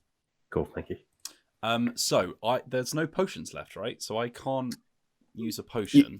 Correct. You can still do preparation actions, but you could only sharpen your weapon. You're not going to be able to recover health. But it's still a useful turn to play because you're still playing a time card. You're still going to naturally, recover some stamina. You can still sharpen your weapon, but you are correct out of potions now, so you can't recover health. Okay, so I'm pretty much kind of just like bound to either only doing one attack or just like not doing anything basically. So I might as well sharpen up. But that's Wait. Sorry? Wait, hold on. Wait. Oh, okay. What? I'm just shuffling. Don't worry. I'm just putting them back. I also love the cinematics of this. You've literally just seen Matt just getting taken out, flung across the arena, and just like, give me a second, lads. I'm just sharpening. I don't know. I feel like there's 2 ways of looking at it. There is like the kind of like paying no attention, don't mind me, or there is like the super anime glance up revenge. Like, I've got to make sure this is sharp because I'm going to do something. Yeah, I feel like there's 2. It's up to you which version you want to be, Wheels, but I feel like there's 2 ways you can paint this picture. This is you're the 15 episodes of Goku in the hyperbolic time chamber. Like, choose your filler content wisely. I've seen Matt get like yeeted off of the forest plane. And I found a big rock, and I'm just sharpening each blade against it and going, "Oh, you done effed up now, friend. I'm coming for you." So you've gone for the heroic route. Yeah, absolutely. I can respect it. Yes. We all know I'm a hero, right? That's the okay. So I'm doing threat shift. So I'm going to flip my hunter token face down, all that good stuff. But also, all players pass their hunter token to the player to the left. And the facing of the hunter token each player now has should match the facing. But we're all going to reset now anyway, right? So we're all Correct. So I'm going to discard 1 attack card from the stamina board, discard any number of cards in my hand, and then draw until I'm 5. Okay. And then you can all flip back up to the green side for your activation token as well. Ray, I've got the lowest threat, which I think is fair, given that it just crushed me like a bug. And I have the highest, which I think is fair, given what I've just done to its poor face. I'm just going to draw 2, I think. Just going to get With the other monsters, are there monsters where you break parts of their body and that reduces their armor there? So, like, the benefit is kind of opening up for more damage? No, but there are a wide variety of different break rules in the game. A lot of them will do things like you've seen here, where they've reduced the damage of certain types of attacks. Some of them will remove behavior cards from the behavior deck and shuffle it. There's a number of different things that can happen as well. Cool. Right, I'm done. So who's next? So we've got one more. I can either attack his leg or Alex can go in from behind. Yeah, can you shoot him in the bum? How many cards is it that I get to play? Two attacks. 2. You see how good a job I can do. No pressure, but if you do 11 damage, we immediately win. So just... I can play, I think, a maximum of 3 damage cards on my turn. So I could play 6.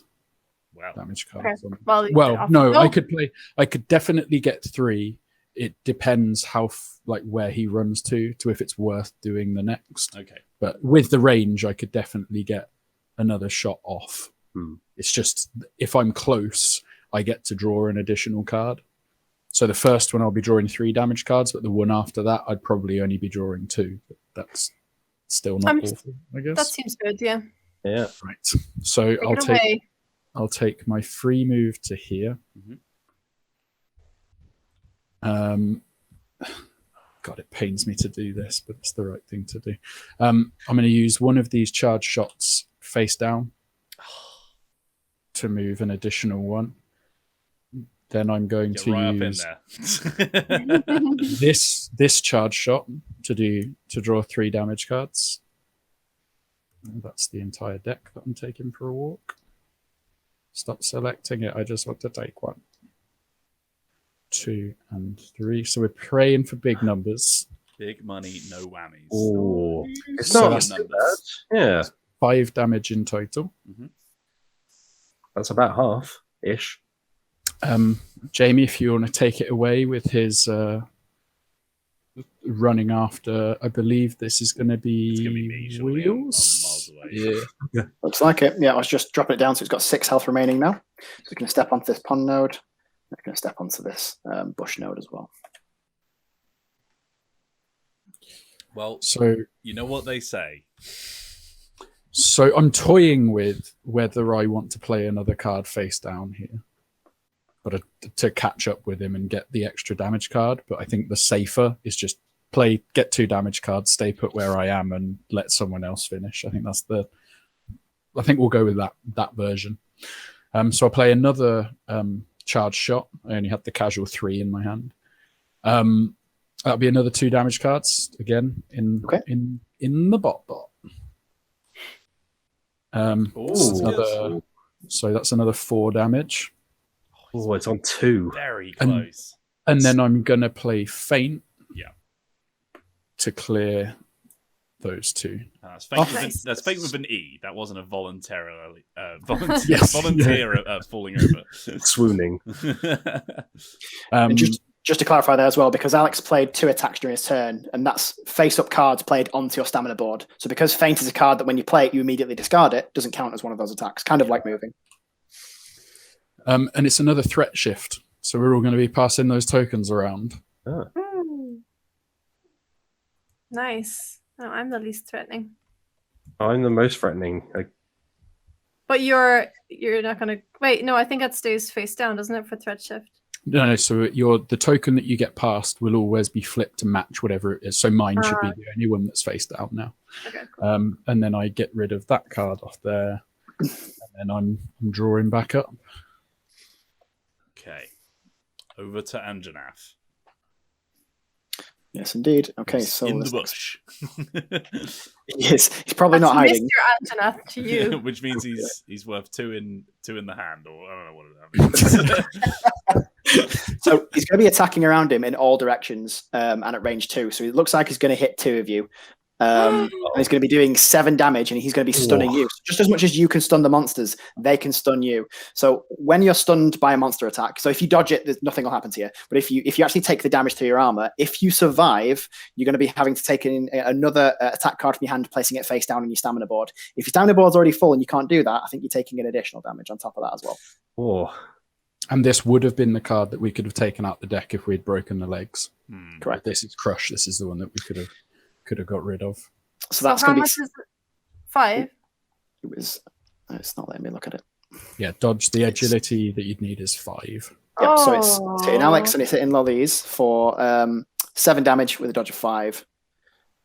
That's fine, actually. I can get rid of these cards. I do have to discard 3 cards, though.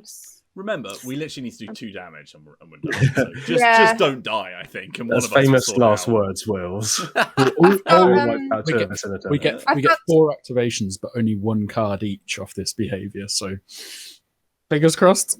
I've got 2 decent cards left, which I was going to use anyway for my turn, so it's fine.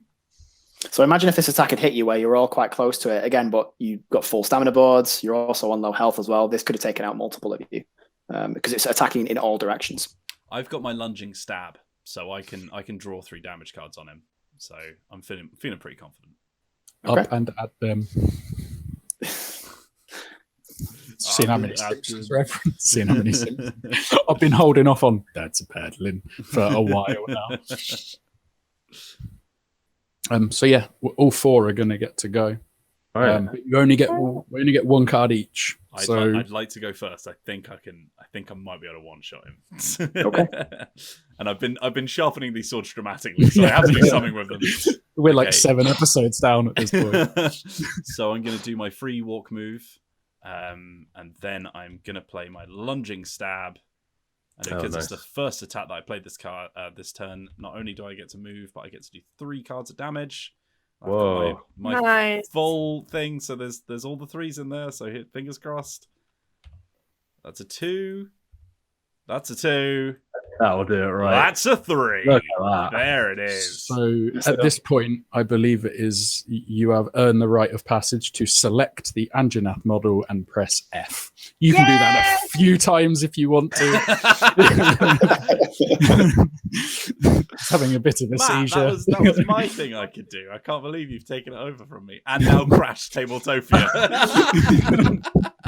It's like crashing for me, so I'm just going to keep going. Oh my god, it's like a PowerPoint. The speed it's going at for me.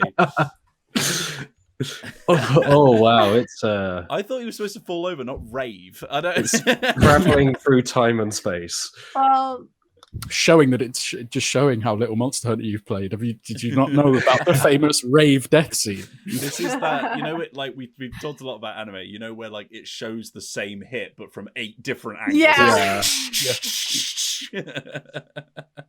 All right, there it is. Monster Hunter great. World, the board game. Thank you very much, both of you, for showing us that. Yeah, thank you. And you're welcome. Yeah. We showed you that it can even be done if you only start the game with 2 health. So that's the we kind of Your professional. absolutely- streak remains unbroken. Yeah, smashed it. that's the professional. Would edge you that like we get to from see? Dicebreaker. Would you like to see the fruits of our labours? Absolutely. So see how that. I mean, goes. as long as it's in relation to the game. Yes. So we'll go over to the physiology card first. So we broke the tail and the face. Mhm. Flipping the card over, you will see that there is a reward table there, and it shows the part break rewards means that we would have gotten an Anjanath tail and an Anjanath fang, and they are guaranteed rewards. Then you'll see that there is that's a roll table. So you would have a number of dice that you would roll based on how many of you are playing, the difficulty of the monster, so on and so forth. So say we roll 3 dice each, and then we get to allocate those where they wish. So if I had rolled a 5, a 2, and a 1, I could either take an Anjanath scale, another Anjanath fang, and a monster keybone, or I could choose to combine the 5 and the 2 to a 7 to take a flame sack. So you can either take those as individual numbers or combine them together to kind of get what you're looking for. Yeah, I reckon we could grab a couple of sacks. Yeah. I mean, it's very much in keeping with the theme of today. Yeah, that's the area we've been beaten up, I reckon. So in regard to what that applies to, if you want to come over to my side of the board, come over to Bowtown, you'll see that there is something called a Forge reference card. This one specifically for the bow. So this essentially functions as like a wish list or a shopping list. You'll see that I have a blazing bow on there. And to make that, I would have first had to make a hunter bow, which requires 1 monster bone small. And then to turn that into a blazing bow, I would need 3 Anjanath scales and 2 Anjanath fangs and a flame stack. So when I'm hunting Anjanath, if I want to make that blazing bow, they're the things I'm going for when it gets to the looking at the roll table and the break rewards. So you'll generally, like the loop of the game is essentially going to be checking this board, see what it is I want to make a decision as a group which monster we're going to go and hunt, and then try and maximize the rewards you're getting from that. You may notice that I can make a bow from Toby Gadachi, who's one of the other monsters, and Anjanath, but I can't make anything from Rathalos or Great Jagras, who are 2 of the other monsters in the box.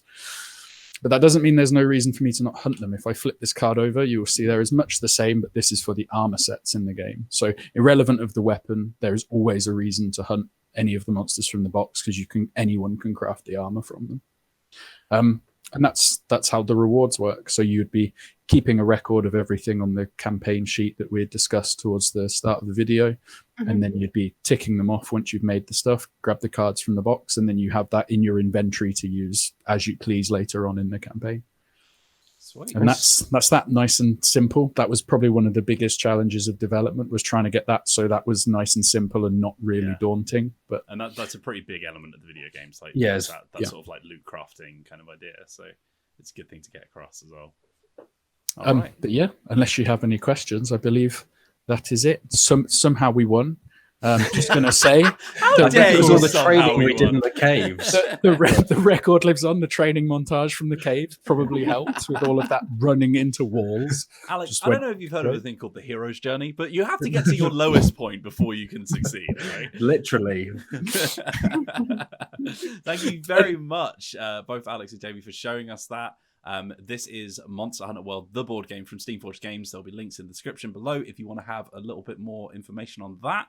But first of all, thank you very much for watching, and hopefully we'll see you on the next one. If this is the first Dicebreaker YouTube video you've ever seen, then please hit subscribe, click the bell icon, and you'll get notified whenever we put a new video live. You can also find us on Dicebreaker.com, where Matt and all of our fantastic writers will be doing all sorts of reviews and articles and opinion pieces and all sorts of things. And hopefully there'll be as few Dragon Ball Z references as possible. And you can also grab some exclusive merch from my Dicebreaker.myshopify.com. Sorry. Jamie and Alex, is there anything you want to quickly plug before we go?